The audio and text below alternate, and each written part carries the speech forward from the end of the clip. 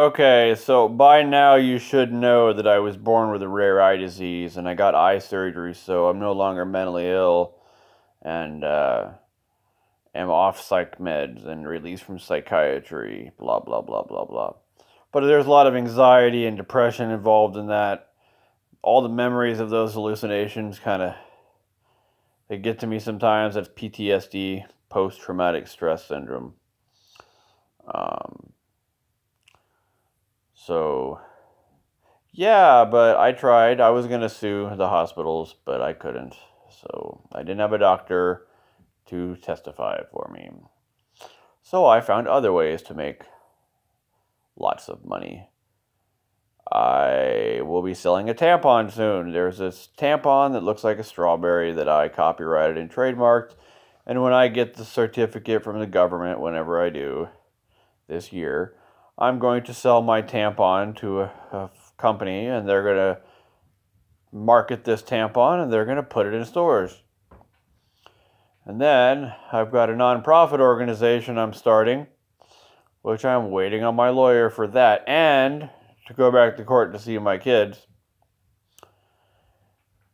And I've got my imaginal psychology, the whole weirdness. Imaginal psychology is nothing more than talking about meditation. That's all I ever did.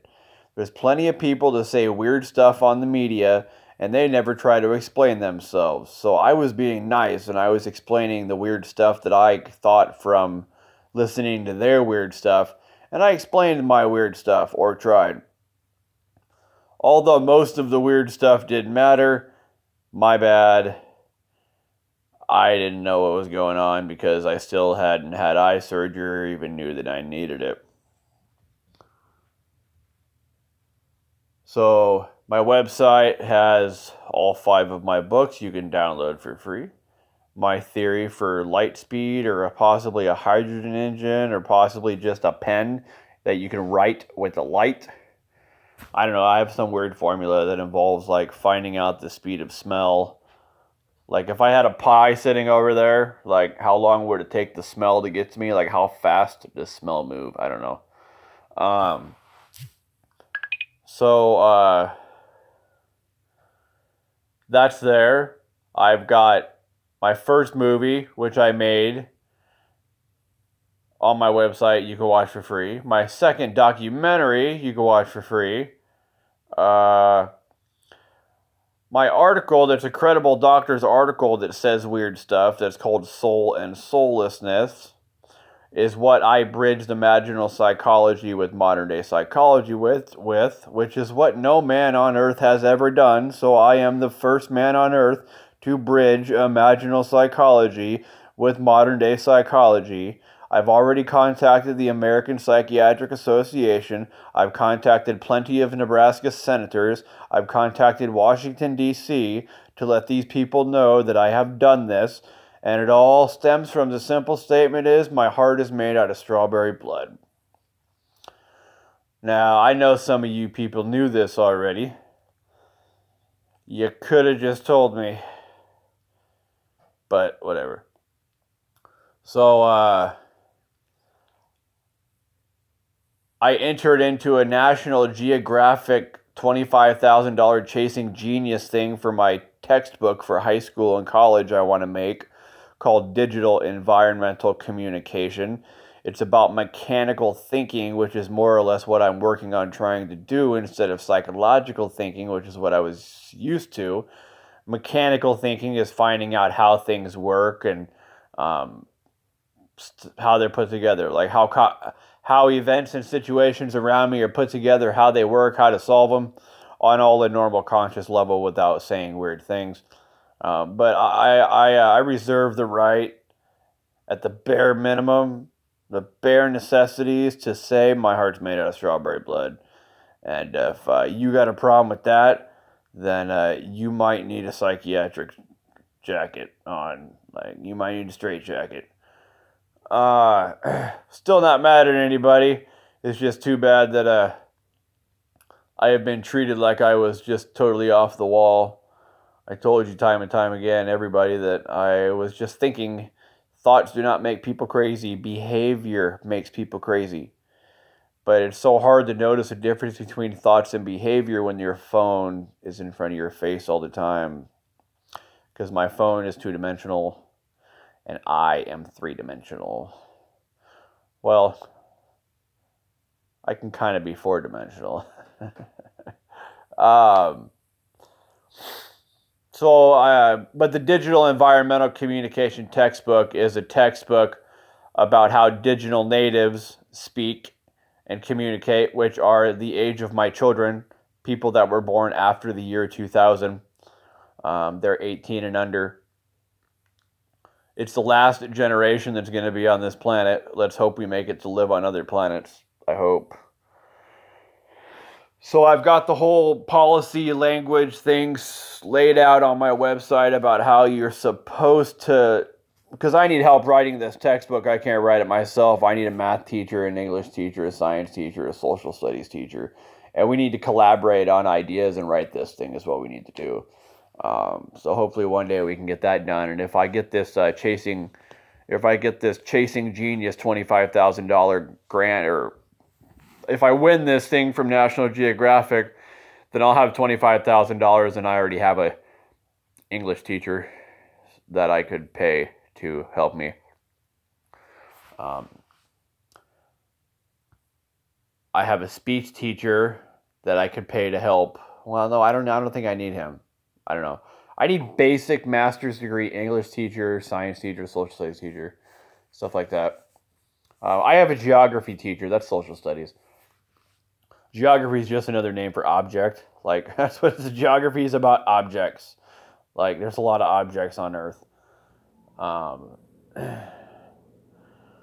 So I'm waiting on the tampon. I'm waiting on the nonprofit paperwork because I can't fill it out yet. So I'm not technically a nonprofit, although I do have a tax ID business number.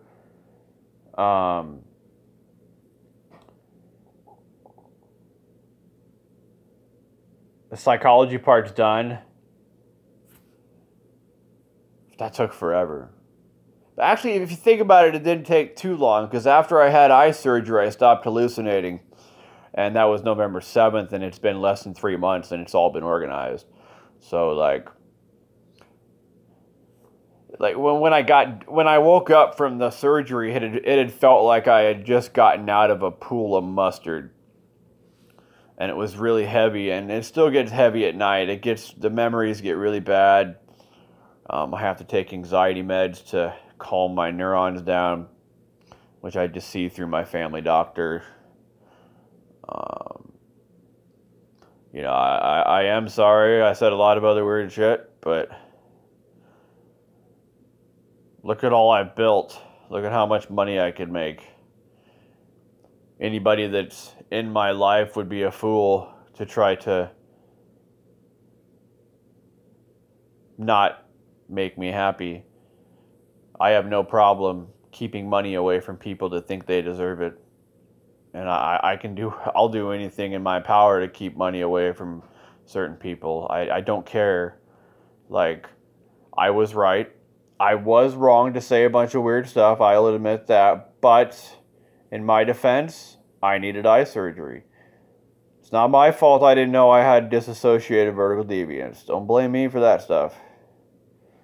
So, and we need to move on from the past and just move forward, because, like, I ain't getting any younger.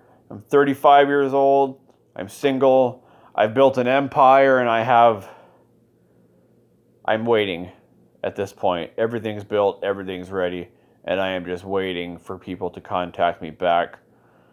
And I love throwing around the word policy, so people should be careful when they start talking about policies or stuff around me, because I'm very clever when it comes to policies. Like, I should become a spiritual lawyer. Like, I don't think those exist.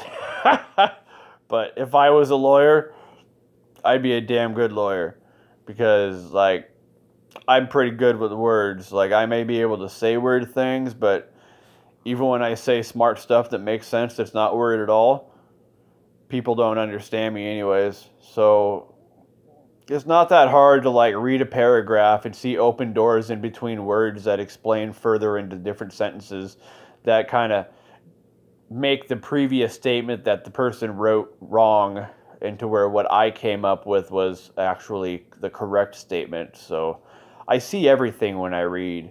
It's not that hard. Um, so let's just hope that people are old enough and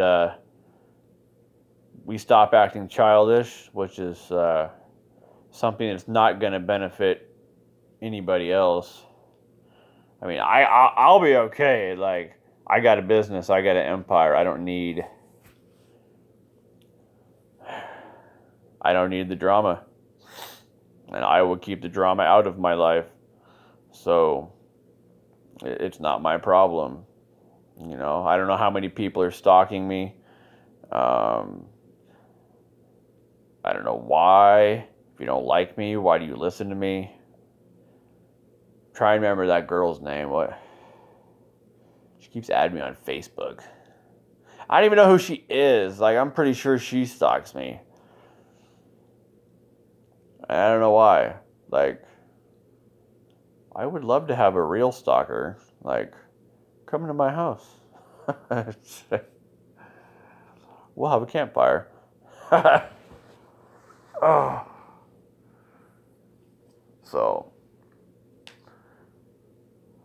So let's just hope it's time to grow up and move on, because if we're going to hold on to the past, then you're just going to make your brain heavier, and your thoughts are going to be heavy, and your eyes are going to sink down to your ears, and it ain't going to hurt me. You're not hurting me. Nothing you can do is going to hurt me, because the damage to me has already been done. This is my new reality where I'm not hallucinating. I woke up after 34 years of hallucinating, and I'm going on 3 months of not hallucinating, and I'm getting used to reality. And that's just the way the cookie crumbles. So I'm no longer going to try to feed you cookies. If you don't want to eat it, then don't eat it. I can't make you understand something that you think is impossible to understand. So, my heart is made out of strawberry blood, and my soul is a grapefruit, because I could take a drink of water and then try to blow it out my nose.